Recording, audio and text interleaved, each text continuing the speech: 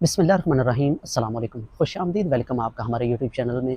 दोस्तों और प्यारे भाइयों, आज की इस वीडियो के अंदर हम आपके साथ शेयर करेंगे सऊदी अरेबिया के अंदर कफ़ील के साथ काम करना कितना आसान है। आज की इस वीडियो के अंदर आपको ये बातें पता चल जाएंगी कि हम कफ़ील के साथ काम करना हमें कितना आसान रहेगा, या अलहदा अपना काम करते हैं, कोई भी कारोबार करते हैं तो उसमें कितना आसानी होती है, तो क्यों लोग आज़ाद वीज़ा लेते हैं, कुछ बातें आपके साथ शेयर करने वाले हैं। वीडियो को अगर मुकम्मल देखें और दूसरों तक ज़रूर शेयर कीजिएगा। एक दोस्त और प्यारे भाई ऐसे हैं जो कि इंडिया से तलक रखने वाले हैं, तो प्यारे भाई अब वो इंडिया जा चुके हैं, तो हम उनकी वीडियो आपके साथ शेयर कर रहे हैं कि वजह क्या थी कि वो कफ़ील के साथ कैसे काम करते थे। वो कफ़ील की एक शॉप चलाते थे। उस शॉप के ऊपर ऐसा होता था जनाब मोहतरम कि वो गोश्त की शॉप के ऊपर काम करते, जो कसाई हजरात है ना, जो हमारे पाकिस्तानी भाई या मुख्तलिफ ममालिक से तलक रखने वाले हैं, उनको इस चीज़ का इल्म है कि गोश्त एक दिन से दूसरे दिन सूखता है, कम होता है वजन उसका।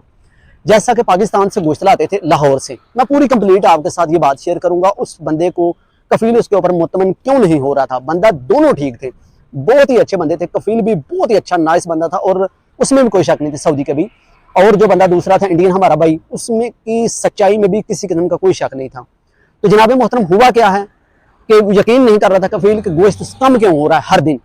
मसला जो आ रहा था वो मैं आपके साथ शेयर कर रहा हूँ, कहाँ जाकर वो ऐसी काम हो रहे थे और दोनों एक दूसरे के बैलेंस नहीं आ रही थी। बात होता यह है कि दोस्तों और प्यारे भाई को दुकान चल बहुत कम रही थी, उसके ऊपर गाहकी इतनी बहुत कम थी, यानी कि गाहक बहुत कम आ रहे थे गोश्त लेने वाले।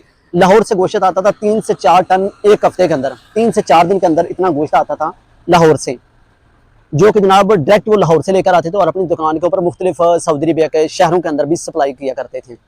तो उस बंदे के पास जितना भी गोश्त रहता था वो बेचता था। तो जिस तरह के एक बकरा जो होता है पूरा, उसका वजन नहीं वो सेल होता, तो एक दिन में आधा किलो डेली वजन कम होता था। आखिर यहाँ तक वो पहुंच चुके थे एक दिन के शाम को उस बकरे की तस्वीर ली जाती तलाजे के अंदर रखने से पहले, शाम को जब दुकान बंद करनी होती 10 बजे 11 बजे, उस वक्त उस गोश्त की उस बकरे की तस्वीर ली जाती थी वजन कंडे के नीचे रखकर, कांटे के नीचे रखकर। तो फिर उसके बाद सुबह जब दुकान खोली जाती थी 9 से 10 बजे, उस वक्त फिर उसकी पिक्चर ली जाती थी, उसी बकरे की निशानी रखी होती थी कि यहाँ फलां वही बकरा है। तो उस वक्त उस बकरे का वजन हाफ केजी कम हो जाता था, यानी 5 केजी कम हो जाता था, 500 ग्राम वजन कम हो जाता था, जो कि कफील इस बात के ऊपर काफ़ी रेंज होता था कि मेरा गोश्त क्यों कम हो रहा है, ये सूख जाता था इस वजह से। तो उस जो दुकानदार या उसका अमाल था, जो इंडियन हफीज़ भाई साहब, वो इस बात को ऊपर तस्वीरें बनाकर अपने कफील को सेंड करते थे। लेकिन कफील को इस चीज़ का गुस्सा था कि मेरा गोश्त कम हो रहा था, मैं यहाँ पर ये खसारा आधा किलो का कहाँ से पूरा करूँगा, जो कि तकरीबन 20 से 25 रुपये बनते हैं एक बकरे के। तकरीबन 35 से 40 रुपये किलो होता है, 30 रुपये किलो भी होता है। तो जनाब मोहतरम पाकिस्तान से गोश्त आता था, उसका रेट ज़्यादा होता था, तकरीबन 35 से 40 रियाल किलो होता था।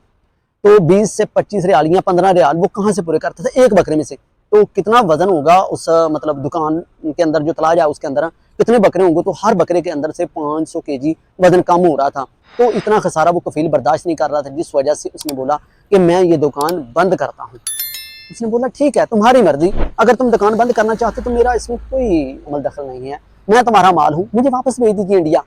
उसने ऐसा ही किया कफील ने कि उसने जनाब मोहतरम अपना खसारा होने के बजाय वो दुकान बंद नहीं की, वो इंडियन को जवाब दिया, उसका खर्च नहीं लगवाया, उसको इंडिया भेज दिया।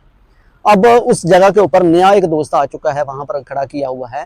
तो वजह क्या थी कि वो जो गोश्त कम हो रहा था वो इंडियन की सारी गलती पड़ती थी, लेकिन इंडियन उस भाई का कोई कसूर नहीं था। उस वक्त गाहकी इतनी कम थी, कस्टमर यानी गाहक इतने कम आ रहे थे कि वो खसारा पूरा ही नहीं हो रहा था, जो कि कफील की बर्दाश्त से कम हो रहा था। तो ये मेरा बताने का ये मकसद है कि कफील के साथ काम करना कितना आसान है या कितना मुश्किल है। वो बंदा कफील को मुतमिन नहीं कर रहा था, आप अंदाजा कर ही नहीं सकता था। देखें वो सुबह जब वो दुकान के अंदर आता था तब पिक्चर लेता था, जब दुकान से जाता था तब बकरे पिक्चर लेकर कफील को सेंड करता था, इतना वजन है इस वक्त। और जब सुबह आता था फिर कितना वजन है उसका, ये सारी बातें उसके साथ डिटेल के साथ शेयर कर रहा था, लेकिन फिर भी कफील मुतमिन नहीं था इसके ऊपर। आखिरकार उसने कहा कि मेरा खरूज नहीं लगाएं और मैं अपने घर वापस चला जाता हूँ, आपका नसीब आपके पास, मेरा नसीब मेरे साथ, मैं अपने घर चलता हूँ। 20 से 25 साल गुजारने के बाद वो सऊदी अरबिया के अंदर आखिरकार अपने घर जा चुके हैं।